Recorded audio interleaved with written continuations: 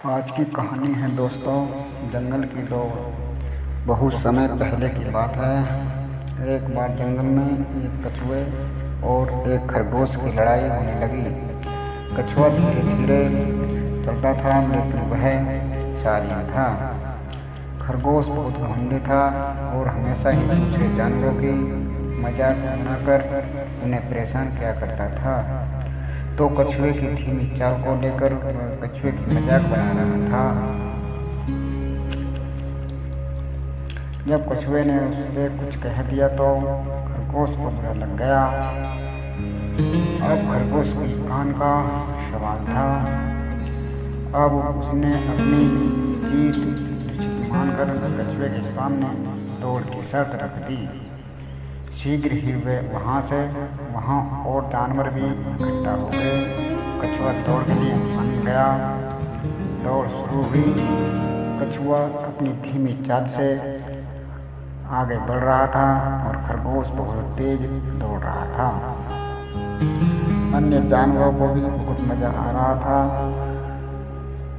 वे सभी दौड़ का आनंद ले रहे थे। खरगोश बहुत ही आगे निकल गया।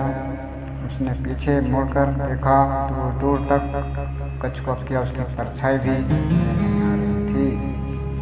उसने सोचा कि क्यों ना थोड़ा आराम कर लिया जाए। वह जाकर एक पेड़ के नीचे बैठ गया। आराम करते करते उसे कब नींद आ गई पता ही नहीं चला। इतने में खरगोश वहाँ पहुँच गया।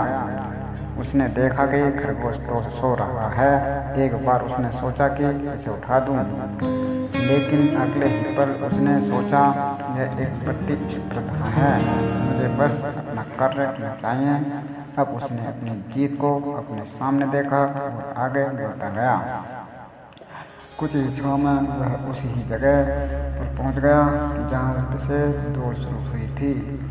खरगोश की अचानक नींद खुली और उसने देखा कि शाम हो गई है। तभी उसे कछुए का ख्याल आया। वह दौड़ दौड़कर आगे गया और उस जगह पहुंच गया। वहाँ सभी जानवर और उनके साथ कछुआ भी मौजूद था। कछुआ पहले से ही जीत चुका था। खरगोश का घमंड अब चूर-चूर हो गया।